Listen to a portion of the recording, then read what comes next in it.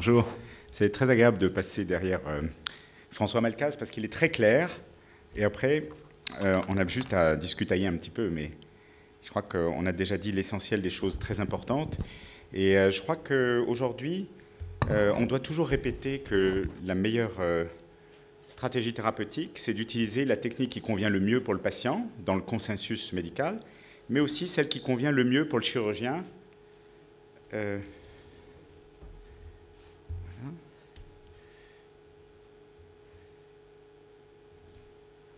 Voilà. En fonction de ce qu'on a l'habitude, du matériel auquel on a accès, etc. Et vraiment aujourd'hui, on peut se féliciter d'avoir fait évoluer la chirurgie réfractive pour bénéficier finalement d'une abondance de biens. On a plusieurs techniques disponibles à notre arsenal pour chaque patient, pour chaque cas. Et finalement, notre métier devient plus intéressant parce qu'on doit faire des arbitrages. Alors, ces arbitrages se font en fonction du bilan, un bilan aussi complet que possible parce qu'on ne veut pas oublier des choses, on ne veut pas oublier des problèmes neurosensoriels, on ne veut pas passer à côté d'un kératocone latent et on veut se ménager des options. Donc, à chaque fois que c'est possible, vraiment avoir une routine qui fait que le bilan est toujours le même et qu'on peut se repérer de plus en plus rapidement à l'intérieur du cas clinique qui nous est proposé. Les méthodes, eh bien, on a l'embarras du choix avec des méthodes ablatives, des méthodes additives. Et aujourd'hui, on essaye de discuter finalement des bénéfices comparés, des risques comparés du LASIK, de la PKR et du SMILE. On voit bien qu'il y a des contre-indications au LASIK qui sont très consensuelles maintenant, et vouloir s'écarter de ces contre-indications, c'est prendre un risque personnel et un risque pour le patient. Donc les critères, c'est surtout la topographie suspecte, mais c'est très difficile à interpréter quand on n'a pas vraiment l'habitude. Même après des années, on a toujours un doute. Et en cas de doute, il faut s'arc-bouter sur les autres arguments. L'âge jeune, moins de 25 ans, pour moi, ça veut dire qu'on ne peut pas interpréter la topographie. Parce que le kératocone avant 25 ans, il ne s'est pas forcément exprimé, il n'y a pas forcément une déformation visible. Autrement dit, un sujet jeune est plus suspect qu'un sujet plus âgé avec une topographie comparable. Évidemment, les cornées minces et les myopies élevées sont des arguments qui contre-indiquent de façon relative le LASIK, qu'il vaut mieux passer sur d'autres méthodes. Les cornées minces, c'est un vrai problème parce qu'ici au Maroc, et plus généralement tout autour du pourtour méditerranéen, la moyenne n'est pas à 540 microns, elle est plutôt à 510 microns, alors qu'en Scandinavie, elle est plutôt à 580. Et donc, en fait, il y a une déviation ethnique vers les fines cornées autour du bassin méditerranéen qui fait que finalement, les arbitrages deviennent un peu plus difficiles. Et dans ma pratique parisienne, je tiens compte de l'origine géographique du patient. Une cornée fine chez un patient allemand ou suisse, pour moi, ce n'est pas la même chose qu'une cornée fine chez un patient du Maroc. J'essaie de ne pas trop opérer des patients du Maroc, hein. Je sais qu'ils peuvent être opérés ici. Mais donc, je fais un peu attention. Voilà, j'essaye de rétablir le contexte. Alors donc, vous connaissez bien maintenant les arbitrages. Moi, j'aime beaucoup la PKR. J'en fais presque 40% dans mon exercice. Et je pense quand même que le SMILE va finir par remplacer LASIK et PKR. Mais à l'heure actuelle, la technique de base sécuritaire, c'est la PKR. Il y a un bémol quand même, c'est que la PKR, c'est 10 fois plus d'infections que le LASIK ou le SMILE. Et ces infections, lorsqu'elles surviennent, elles sont très sévères parce qu'elles surviennent sous la lentille pansement qu'on a mise. Ça peut aller très vite, ça peut détruire le tissu cornéen. Et donc le risque est beaucoup plus rare, mais à la limite plus sévère. Est-ce qu'il vaut mieux une invasion épithéliale qu'on saura traiter ou un abcès cornéen qui va déclencher des dégâts très importants? Voilà. Donc le SMILE, c'est des très bonnes indications, surtout quand il n'y a pas beaucoup d'astigmatisme. Je n'ai pas encore très confiance dans la capacité du SMILE à traiter l'astigmatisme de façon aussi précise que le LASIK ou la PKR. Et puis dès qu'on est au-delà de 8 dioptries, plutôt l'implant FAC parce que ça a des grands avantages en termes de qualité optique, de stabilité et de sécurité. Voilà. Alors, on peut résumer cet arbre décisionnel de cette façon, hein, je vous l'ai déjà montré hier, et vous voyez que en haut, on a 3 cases qui se culbutent, c'est-à-dire qu'on peut vraiment choisir ce qu'on veut. Pour un patient qui a moins 4, on peut faire une PKR, on peut faire un LASIK, on peut faire un SMILE, ça marchera très bien. Très souvent, je dis aux gens, les résultats seront les mêmes, mes honoraires sont les mêmes, c'est juste les conditions de confort et de sécurité qui changent légèrement en fonction de chaque cas. Et je leur dis, c'est comme prendre pour aller de Paris à Marseille, vous pouvez prendre le train, l'avion, la voiture, vous allez toujours arriver à Marseille, mais les conditions de confort, de vitesse et de sécurité ne seront pas tout à fait les mêmes. Donc il faut aborder cette discussion avec tous les patients de façon la plus loyale, la plus honnête possible, et choisir en définitive ce qu'on préfère nous. Si on se sent plus confortable pour faire une PKR, on fait de la PKR. Si on a envie de se mettre au LASIK, parce que ça présente quand même des avantages pour le patient, on fait du LASIK. Et si on a envie de se mettre au SMILE, on se met au SMILE, et après on fait un arbitrage.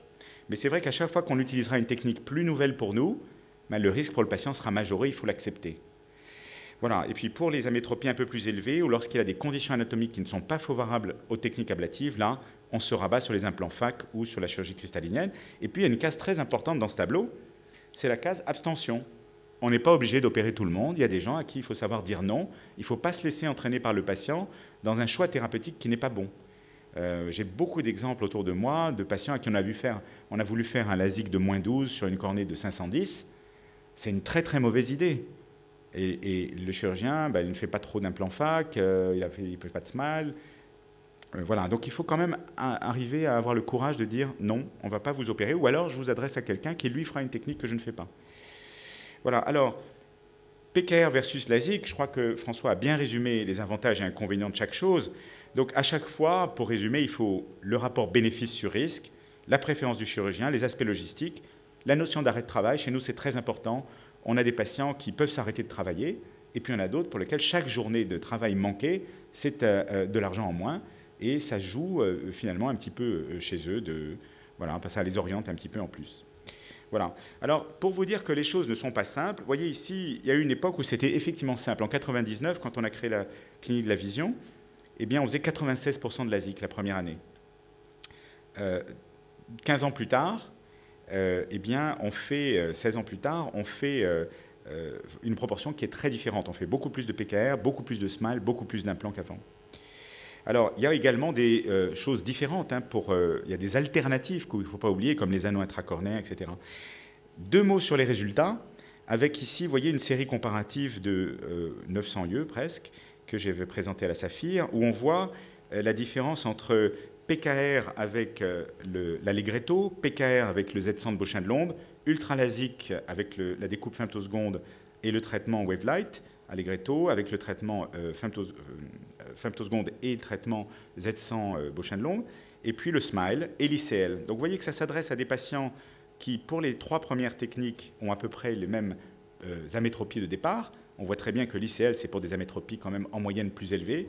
Mais on voit que la précision, c'est la colonne verte, est la même pour toutes les techniques. Vous voyez que la colonne verte est vraiment très proche de 0, et avec des standards déviation qui sont de 1 dioptrie pratiquement pour toutes les techniques. Donc ça veut dire que 95% des patients, ou 90% selon le chiffre qu'on veut retenir, ont moins de 1 dioptrie d'erreur résiduelle.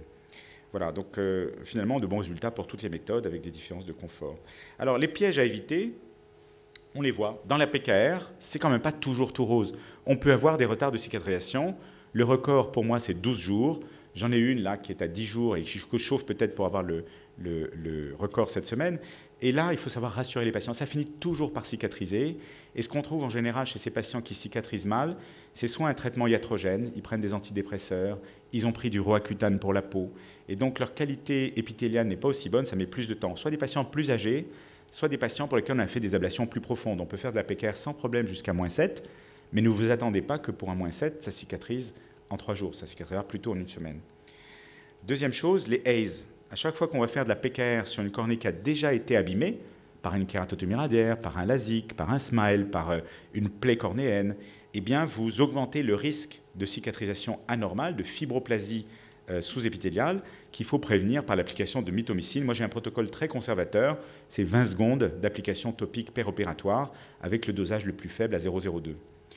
Vous voyez qu'on peut voir des AIS parfois très sévères qui n'ont plus rien à voir avec une simple fibrose sous-épithéliale qui va gêner le chirurgien, mais pas tellement le patient. Mais là, on a des vraies cicatrices, des cicatrices de type Salzmann avec une hyperplasie très importante. Et ça, on voit ça dans les PKR un peu excessives ou dans les PKR qui ont été s'exposer au soleil. On a ça chez les surfeurs, chez les gens qui habitent dans des pays très ensoleillés et qui ne prennent pas de précautions après la PKR. Vous voyez qu'on peut avoir ces formes de Salzmann ici sur des volets de LASIK, par exemple. Donc il faut quand même être un peu prudent à chaque fois que la cornée a déjà été abîmée par un processus quelconque. Les infections post-PKR, c'est un vrai problème, 10 fois plus fréquent qu'en LASIK. Donc on peut considérer que c'est 1 cas sur 1000.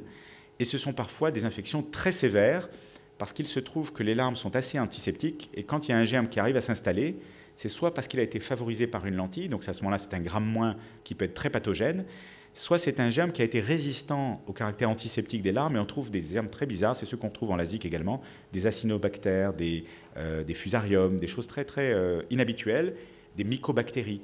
et des choses qui peuvent être très difficiles à traiter sur le plan de l'antibiothérapie ou de l'antifongicothérapie. Voilà, alors, est-ce que c'est vraiment une approche sécuritaire? François a bien dit qu'on avait des cas d'ectasie post-PKR, mais pour moi, ce sont des kératocones préalables qui ne s'étaient pas encore exprimés. Voilà, ils auraient fait le kératocone quand même. Moi, je pense que la PKR est plutôt protectrice. Et donc, je crois que ce n'est pas une si mauvaise idée que de faire du topolink ou de faire des PKR ménagés, à condition de respecter une grille de sécurité, que la cornée fasse toujours plus d'une certaine épaisseur et d'être raisonnable dans les protocoles.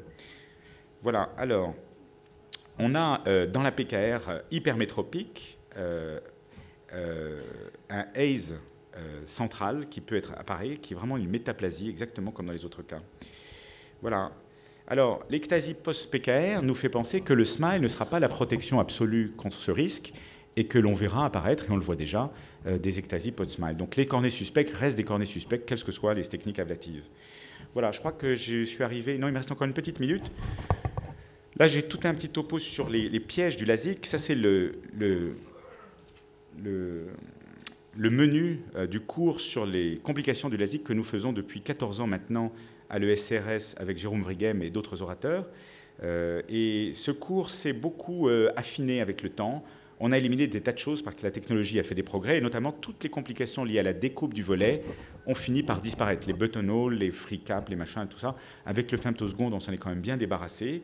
Et il reste quand même des choses classiques que l'on peut voir. Donc le kératocone, on en a déjà parlé. Les problèmes de technologie, je crois que ce sont des problèmes très importants qu'on sous-estime toujours. On utilise maintenant beaucoup d'équipements en chirurgie réfractive, et en fait, il faut bien apprendre à se servir de tout. Comment manipuler, programmer les machines. Les complications les plus sérieuses que je vois maintenant en technique photoablative, paradoxalement, ce sont des complications stupides, c'est des complications de saisie de la réfraction du patient dans l'ordinateur. Quand vous rentrez un cylindre de +3 au lieu d'un cylindre de -3, vous vous retrouvez avec 6 dioptries d'astigmatisme, et je vois arriver des cas comme ça, et le chirurgien est désolé, le patient aussi, et c'est très difficile à traiter. Voilà, donc avoir toute une routine qui permet de se sortir des pièges. Voilà. Alors, j'avais prévu de vous montrer un petit film sur les complications du SMILE, mais Abdou Raïs m'a fait remarquer très justement qu'on n'aurait pas le temps et que surtout j'allais présenter ce film pour iCrash que vous verrez demain. Donc je vous invite tous à venir à la session iCrash où on va vous montrer quelques vidéos assez pédagogiques sur les complications du SMILE, j'espère. Voilà, merci beaucoup de votre attention.